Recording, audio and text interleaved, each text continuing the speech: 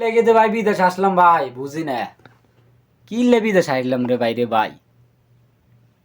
টাকা নাই পয়সা নাই কি এক আজীব অবস্থা রে ভাই কিছু করার নাই 6-7 মাস ধরে সৌদি আরবে আসছি সাইরা না বলতে ছয়া নেওয়া নাই 6-7 মাস কামাই কি করলাম নিজেও কইতে পারি না বিদেশে এসে কি করবি না আপনারা আমার মাথা ধরে না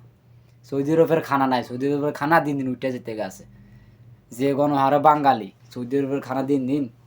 মনে করেন যে ঠুস হয়ে যায় যারা সৌদি আরবের আসার চিন্তা ভাবনা করতেছেন এই চিন্তা মাথার থেকে একদম টোটালি ফালাই দেন পারলে কোনো ইউরোপ কান্ট্রির দিকে যান ভাই কামে দিব এসব সৌদি আরব মৌদি আরব আইয়া কোনো লাভ নাই খাইবেন দাইবেন ঘুরবেন গাইবেন একটুকে বাড়ির টাকা পয়সা দিবেন জীবনে কিছু করবেন জীবনে কোনো প্রচেষ্টা তো হইবেন ওটা চিন্তা বাদ দেন হুদে ওটা নিয়ে কোনো মাথা কামাই লাভ নাই সৌদি আরব মনে করেন বাংলাদেশের মতো না আইবেন খাইবেন দাইবেন শেষ এটাই যা রুজি করবেন সবই এনে শেষ যারা আইসতে ভাবতেন আছেন এটা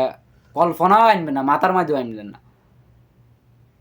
কি আমি 6 মাস 7 মাস আসছে ধরি সৌদি আরব কে বলছে যে সৌদি আরব আসছে জানলে আগের থেকে আমি সৌদি আরবে আসলাম না হুদে খামাকে আসছি কিনলে আসলাম হুদে এটা যদি আগে জানতাম এটা তো সবাই কয় আগে জানলে ভাই ভুল করতাম না তো আমি তো জানি নেই তো কি করবো